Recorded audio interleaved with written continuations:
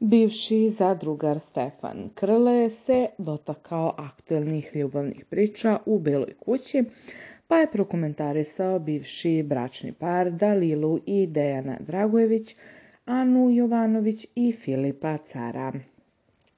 Izgleda da njih sve pali da jedno drugo pljuju, da se vređaju, njih izgleda to baš loži. Ne znam zaista. Ne znam ni šta je Ani trebala cijela ova priča. Ona izgleda pokušava na sve načine da ostane u zadruzi. Nemam ništa protiv nje, bili smo dobri, ali mislim da ona po svaku cijenu traži da ima temu i da ostane što duže. Ona je meni to rekla u poverenju. Kada sam već došla, želim da iskoristim priliku i ostanem što duže. Moguće je da se vodi da je svaki marketing dobar marketing, ali ja se sa tim ne slažem.